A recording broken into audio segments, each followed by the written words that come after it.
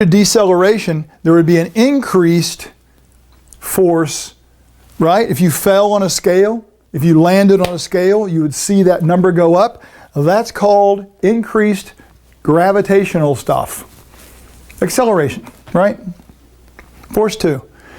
And at the same time, if you're falling forward, there's going to be an increase in the friction. Otherwise, you're going to just keep sliding forward when you land. So really, at the point of impact, you've got an even greater, while the moment arm might be the same, you've got an increase in the magnitude of the force generating the torque of resistance on the knee.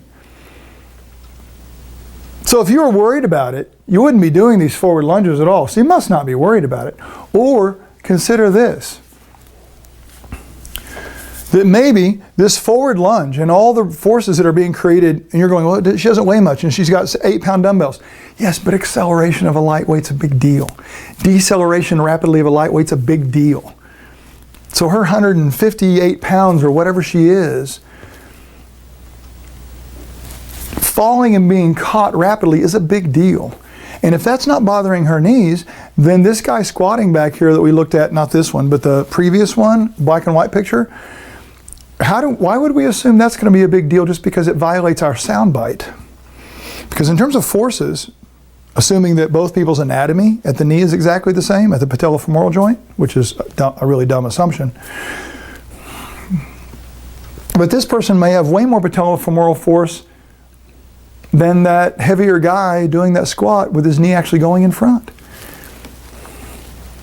So our concern, it's not that it's unfounded, it's just that our measurement tool and rules are inaccurate for determining what we should and should not do. That's the point here. So here's a fun thing to look at. You remember this lady doing the walls? I should have put a wall back there. We don't need a wall. You get it? And what did we have with her? This and friction and a resultant. Do you recall that?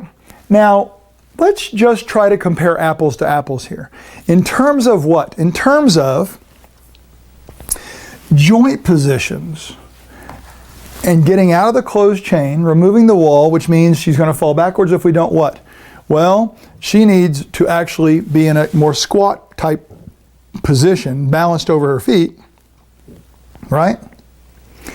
And now if we look at the center of mass, which has got to be over the feet, it can't be back here. Remember the center of mass stuff? Can't be back here because you'll fall.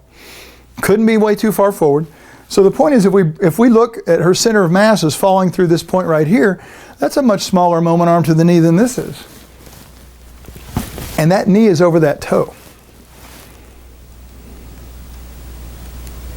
This would be less knee force than this would be. And while that's not only true in terms of the actual torque of resistance at the knee and the resulting quadricep requirements, that's what alters the patellofemoral forces.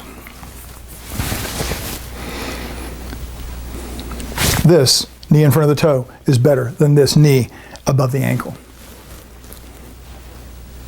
depending upon who you're talking about. This may not bother anybody. This is even less likely to bother her for all the reasons we just said.